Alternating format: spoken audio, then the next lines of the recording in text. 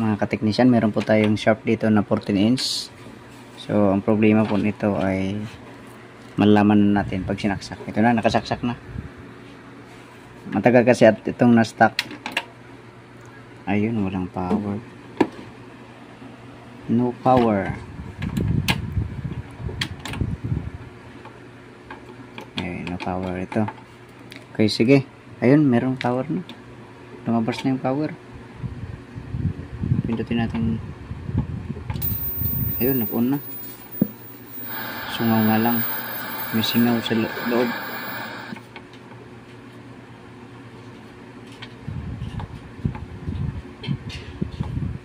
Mamatay ah.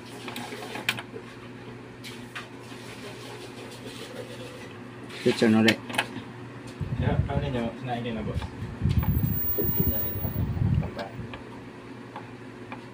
Dapat tayong mirara. Wag rin nyo na.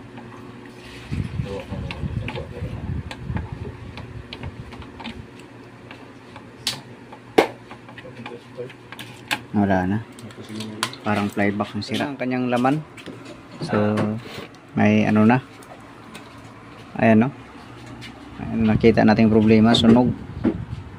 Sunog ang flyback. Sana makahanap tayo ng flyback nito. Kung wala, convert na lang natin ang flyback. Nakahanap tayo ng flyback na pampalit. So tumawag tayo dun sa supplier na kung meron pang available silang flyback. So wala na. So phase out na daw kasi mga ganitong mga TV. So ito na lang, convert na lang tayo. Dati nito pag mag order ay mahirap din. Hanggang sa ang dulo din ay mahirap din mag-order kasi wala nang nagpapalabas halos mga kumpanya. So minsan sa Shopee, pero tagal pa kasing dumating din. Antay ka pa ilang araw.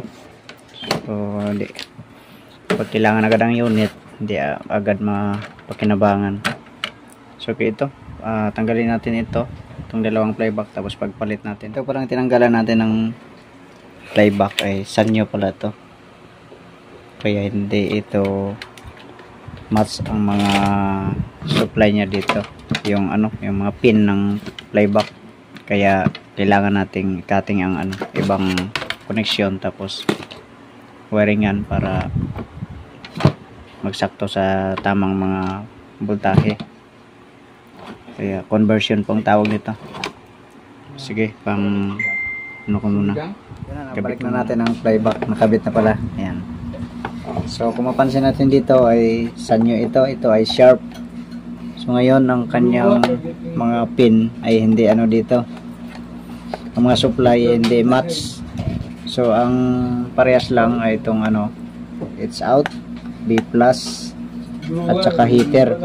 Yun ang parehas. So yung ground dito, kaya pinangkating ko ito. Ayan, kinating ko. Tapos dito rin para i-jump. So ito yung ground niya.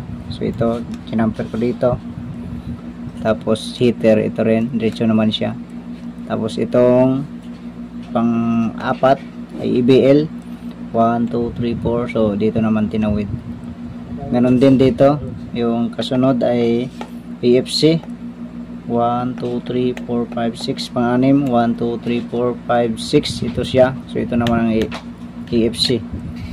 Tsaka yung video ay dito siya kumuha sa B+.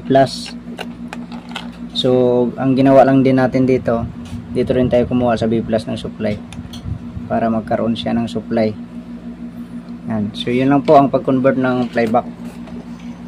Okay, sige. Testing na natin.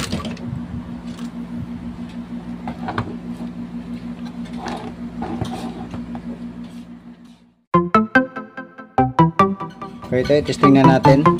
Ayan. Switch ko yung power. Ayan, may power na siya. So hindi lang makita dito kasi likas siya sa camera. Ito, tingin na tayo sa tester. So alam naman natin yan kapag mag-oscillate, tuloy na siya. So ayan yung B+ niya. Tapos switch on ko sa touch switch. Ayun, nag-on. Ayan. So tingnan natin kung may heater.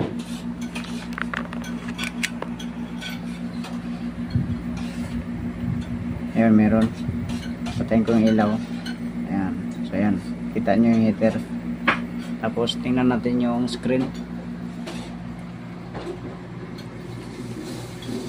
Ayan. So malinaw na. Okay na. Kaya lang wala pang cable.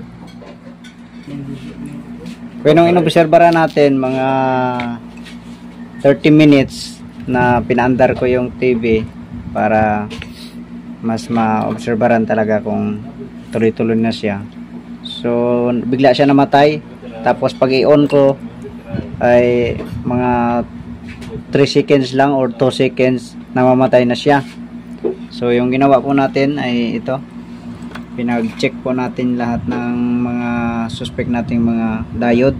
So lahat ng diode ay chinek po natin. Tapos alam naman natin na madalas sa ganitong TV, so yung sa palibot ng flyback ay dyan madalas na may nasisira.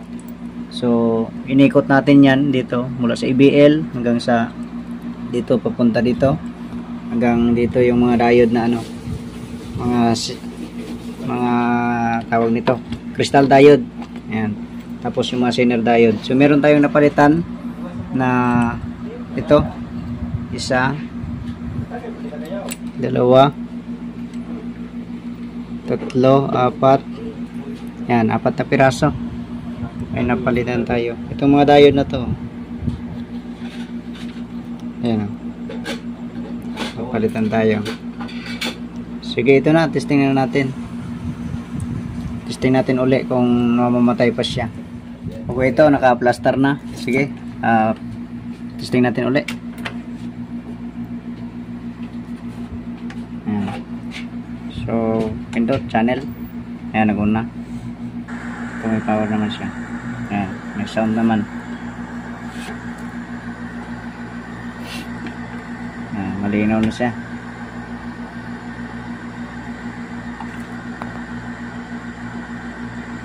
Ayan. So observer lang ko lang yan mga 20 minutes para masigurado natin na talagang hindi na siya mamamatay, hindi na siya magbisyo. Okay, ito na po. So hindi na siya namamatay. So sobra ano na, 20 minutes, nasa 25 minutes na kasi kanina alas 11:25. 1, 2, 3, 4. Ayun, 20 nga lang. 20, sakto. 20 minutes. So, hindi na siya namatay. Okay, so, God bless po. Sana may nakuha tayong idea.